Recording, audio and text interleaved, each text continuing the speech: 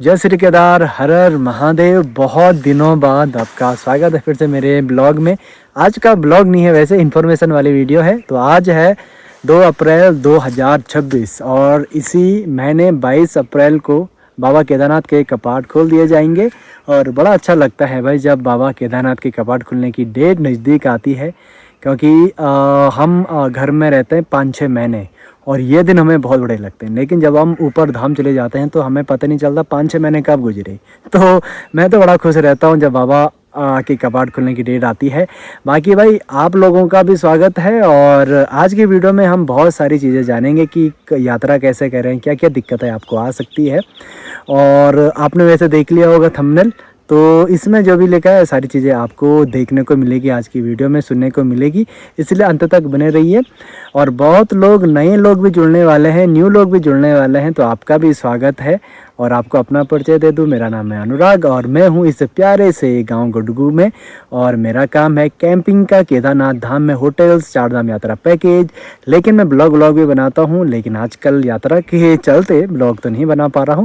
लेकिन आपको अगर ब्लॉग देखने का शौक़ है, ड्रोन शॉट देखने का शौक़ है, तो मैं ड्रोन भी उड़ाता हूँ और इस प्रकार के नज़ारे आपको दिखाता हूँ। तो आप मुझसे जुड़ सकते हैं। और जब मैं ऊपर धाम जाता हूँ तो वहाँ के नज़ारे, वहाँ की वादियाँ बड़े कमाल के रहते हैं और वहाँ के ड्रोन्स और तो भाई बहुत कमाल के हैं। इसलिए आपको ब्लॉग देखने में बहुत मज़ा आएगा। इसलिए जुड़े और जुड़ते रहिए। और आज का ये वीडियो हम शुरू करते हैं, उससे पहले आपको थोड़ा अपने आगे दिखा देता हूँ। तो मेरे आगे है इस प्रकार की खूबसूरत वादियाँ, खूबसूरत खेत और इन खेतों में है गेहूँ। और जब मैं यहाँ से निकलूँगा और वापस आऊँगा तब तक इन खेतों में कुछ और फसल लग चुकी होगी। और मेरे ऊपर हैं इस प्रकार के माल्टे के पेड़, जिन पर आजकल माल्टे नहीं हैं। और जब माल्टे थे तो बड़े ही शानदार दिखते थे। अगर जो पुराने लोग मुझसे जुड़े हैं उनको शायद पता होगा। तो आज की वीडियो हम शुरू करते हैं 4 धाम यात्रा से। तो सबसे पहले 4 धाम यात्रा के लिए ज़रूरी है पंजीकरण। आप चाहे देश के किसी भी कोने से हो, आपको पंजीकरण करना अनिवार्य है। पंजीकरण के लिए मैंने ये दिया हुआ है ये लिंक, तो आपको इसके द्वारा पंजीकरण करने का मौका मिलेगा। फ्री ऑफ कॉस्ट है, बिल्कुल पैसा नहीं लगता है। बहुत लोग पंजीकरण के बिना भी आते हैं तो वो ऑफलाइन पंजीकरण कर सकते हैं। ऑफलाइन पंजीकरण के लिए चाहिए आपका आधार कार्ड, आपकी फ़ोटो, सिंपल है और फ्री ऑफ कॉस्ट है, चाहे ऑनलाइन चाहे ऑफलाइन। लेकिन बहुत सारे लोगों को ऑनलाइन पंजीकरण में दिक्कत होती है, तो आप इस नंबर के थ्रू अपना पंजीकरण कर सकते हैं। लेकिन आपको पहले बता दूँ, इस नंबर पर आपको पैसे पड़ सकते हैं। ठीक है भाई, पंजीकरण तो हो गया। अब बात आती है हरिद्वार से गौरीकुंड कैसे यात्रा करें। तो भाई यात्रा करने के मेथड अलग अलग हैं, जैसे पर्सनल गाड़ी हो गया, बस हो गया, जीप, टैक्सी, कार हो गया। तो अलग अलग माध्यम से आप यात्रा कर सकते हैं। अगर आप अपनी पर्सनल गाड़ी से आते हैं तो आपको 2 चीज़ों का ध्यान रखना पड़ेगा। पहला आपका पंजीकरण तो बहुत ज़रूरी है। दूसरा आपका ट्रिप या ग्रीन कार्ड। ट्रिप कार्ड क्या होता है, ग्रीन कार्ड क्या होता है?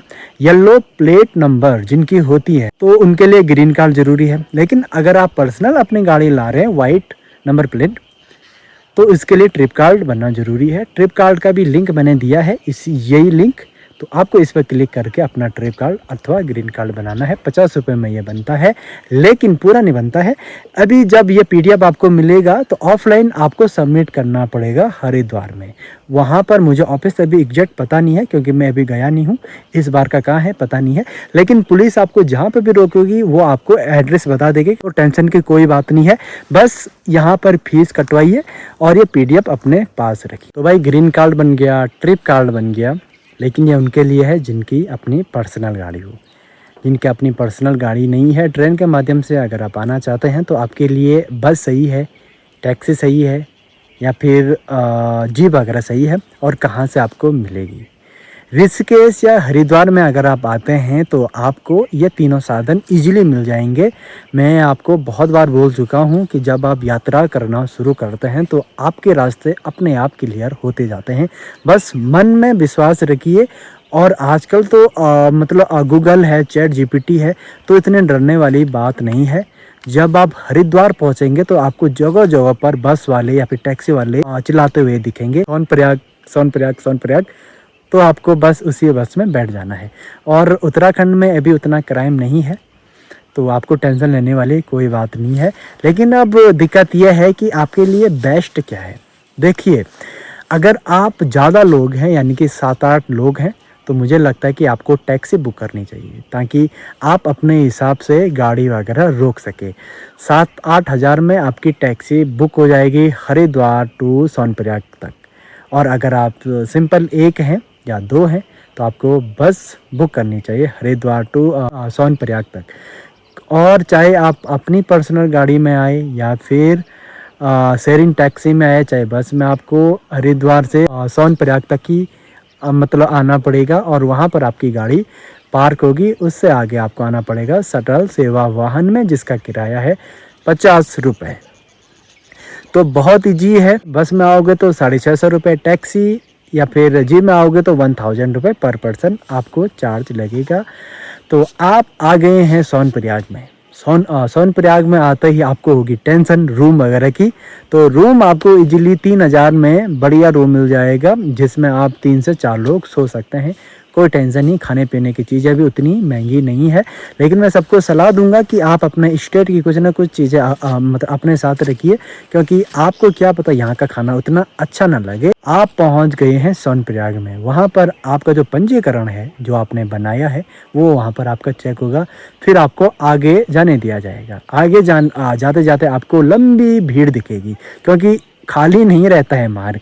अप्रैल मई जून में आने वाले लोगों को एक बात पहले बता दूं कि आपको 2-3 चीज़ों का सामना करना पड़ेगा। पहले बात ट्रैफिक का, जाम वाम का, और सेकंड, जगह जगह आपको रूम मिलने में थोड़ा दिक्कत हो सकती है, इसलिए एडवांस बुक करिए। और थर्ड में पंजीकरण चेकिंग के बाद जब आप आगे की तरफ बढ़ते हैं तो वहाँ पर बहुत लंबी लाइन रहती है, तो आपको इस चीज़ का भी सामना करना पड़ सकता है। और चौथा, जब आप गौरीकुंड से ऊपर चढ़ते हैं तो रास्ता तो है 17 किलोमीटर, लेकिन लगता 22 किलोमीटर है। तो उस रास्ते में भी आपको बहुत सारी परेशानी देखने को मिलेगी। जैसे एक तो चढ़ाई है ही है, दूसरा घोड़े खच्चर वाले आपको परेशान कर सकते हैं। और यह कोई नई बात नहीं है, इस बार मैंने बहुत बार बोल भी चुका हूँ, लेकिन कोई मतलब इसमें बेनिफिट नहीं है। इसलिए मैं सभी लोगों को बोलना चाहूँगा कि यात्रा मार्ग पर अपनी सेफ्टी का ध्यान खुद रखें। बाकी गौरीकुंड से आगे जाने के लिए आपके पास 3 मार्ग हैं। पहला है पैदल, घोड़े खच्चर और पालकी पिट्ठू, या फिर बाई एयर। तो अगर आप पैदल जाते हैं तो बिल्कुल फ्री है, निःशुल्क है। लेकिन अगर आप घोड़े खच्चर पालकी पिट्ठू से जाते हैं तो आपको पहले उनका किराया बता दूं। घोड़े खच्चर का किराया पिछले साल तक था 3500 रुपये, जो ऑफिशियल है, यानी कि जो पर्ची कटती है वो 3500 रुपये की कटती है पर पर्सन की। पालकी पिट्ठू वालों का सीन ऐसा है भाई कि आपका वेट पर डिपेंड करता है, आपका वेट कितना है। लेकिन नॉर्मली 10,000 तक में आपको पालकी पिट्ठू वगैरह मिल जाएगा। और बहुत मेहनत का काम है, इसलिए मैं सभी लोगों को बोलना चाहूँगा कि जिनका बजट नहीं है वो पैदल ही आए, और जिनका बजट है वो बार्गेनिंग न करें, क्योंकि उनकी मेहनत बहुत ज़्यादा लगती है। और अब आप पहुँच जाते हैं केदारनाथ बाबा की नगरी में, और फिर मिलता हूँ आपको मैं, यानी कि केदार का अनुराग का बोल्ट। तो मंदिर से 1 किलोमीटर पहले है। आप चाहे घोड़े से आए, चाहे खच्चर से आए, चाहे पैदल आए, आपको एक बार मेरे से सामना जरूर करना पड़ेगा। तो जिन लोगों की बुकिंग मेरे पास है, आप सीधे मेरे पास आ सकते हैं। लेकिन जिन लोगों की बुकिंग नहीं है, वो मैं सभी लोगों को बोलना चाहूँगा कि आप हमसे मिल सकते हैं। हमें आपसे मिलने में बड़ी खुशी होगी। और बहुत लोग मेरी लोकेशन ढूंढ नहीं पाते हैं, तो आप मैप पर केदार का अनुराग सर्च करेंगे तो आपको मेरी लोकेशन दिख जाएगी।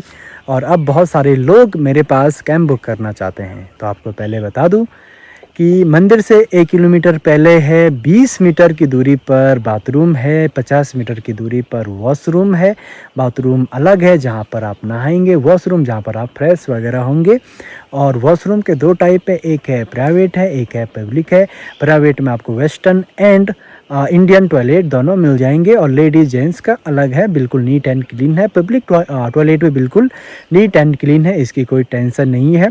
और कैंप के अंदर आपको हीटर मिलेगा, कंबल मिलेगा, और पिल्लो वगैरह मिलेंगे, और ठंड लगने की कोई गुंजाइश नहीं है। चार्जर, हीटर वगैरह मिलेंगे।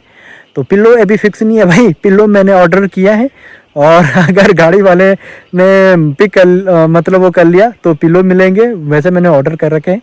और अगर पिलो नहीं मिलते हैं तो आपको एडजस्ट करना पड़ेगा, लेकिन पिलो ऑर्डर है, वो लिस्ट में है, तो आपको पिलो मिलेंगे शायद।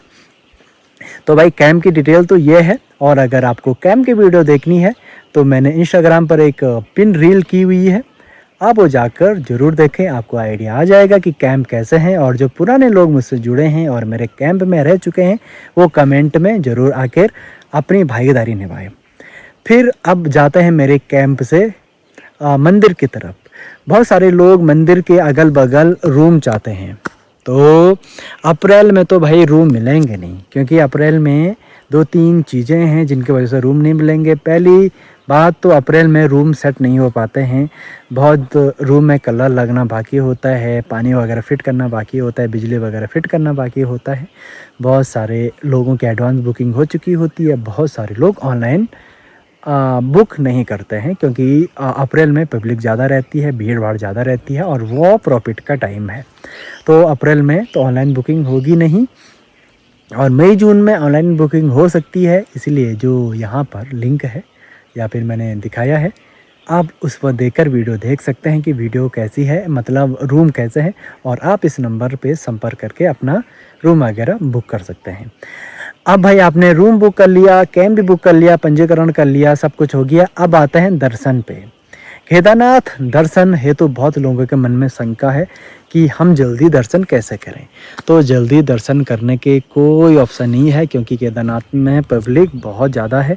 आप चाहे वीआईपी पास बनवा दें, स्पेशल पूजा करवा लें, फिर भी आपको टाइम तो लगेगा, कम से कम 1 घंटा तो आपको लगेगा। लेकिन फिर भी आपको मेथड बता देता हूँ, 3 मेथड है। एक है सिंपल लाइन, कतार में लगो और दर्शन करो, बिल्कुल फ्री है। दूसरा है स्पेशल पूजा टिकट, जो कि रात की पूजा हम उसको कहेंगे, 5500 रुपये में 5। और एक है वीआईपी दर्शन, जिसमें 1500 रुपये में एक टिकट आपको मिलेगा। और वीआईपी दर्शन में भाई वीआईपी लोगों की इतनी बेइज्जती होती है। आप जैसे सिंपल जो ज़बरदस्ती वीआईपी बनने की कोशिश करते हैं 1500 में, उनकी बहुत बुरी हालत होती है। आपको ऐसे धक्के दे देकर पीछे के रास्ते अंदर घुसाया जाता है। तो मुझे लगता है कि इस बारे में हम ज़्यादा बात न करें तो बढ़िया है, क्योंकि मैं सभी लोगों को एक ही बात बोलना चाहूँगा, ना आप स्पेशल पूजा के चक्कर में पड़े, ना ही वीआईपी दर्शन के चक्कर में पड़े। आप सिंपल लाइन में जाके दर्शन कीजिए, आपको बहुत फल मिलेगा। और दर्शन ना भी हो मतलब उसके बाद मेहनत करके, तो अभी कोई हर्ज नहीं। आपको कम से कम किसी और की गाली ना खाने पड़े, क्योंकि जो लाइन पर लोग रहते हैं 5-6 घंटे वेट करके, आप 1500 में माना किसी को ख़रीद रहे हो, किसी भी जो आपको टिकट दे रहा है, तो आपको जो गाली पड़ेगी पीछे से वो आप सहन नहीं कर पाओगे। तो मेरे हिसाब से सिंपल पूजा करो।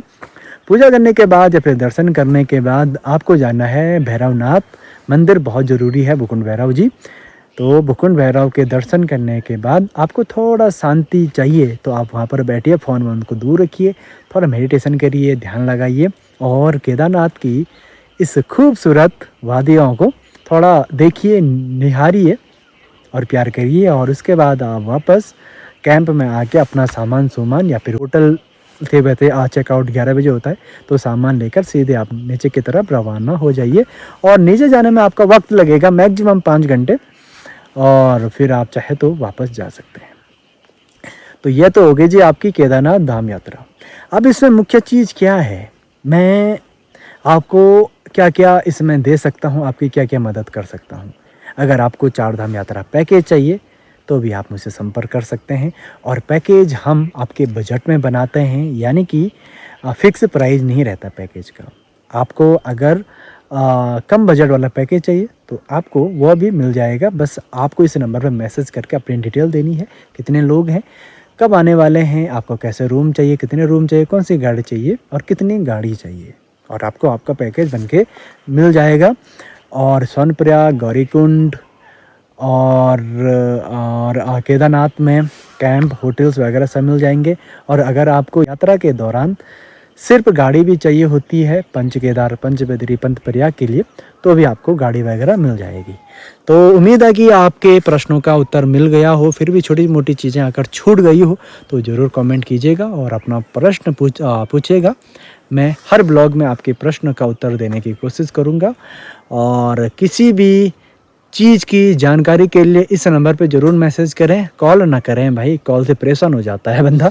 और फालतू का क्वेश्चन मत करें भाई, मैंने ये नंबर पब्लिक है, कोई दिक्कत नहीं, मुझे आप कुछ भी पूछिए। लेकिन अगर आप फिजूल-उजूल की चीज़ें पूछेंगे तो उसके लिए दिक्कत है। फिजूल-उजूल की चीज़ें पूछने के लिए मैंने अपने इंस्टाग्राम पर एक चैनल बनाया है जो कि पेड है।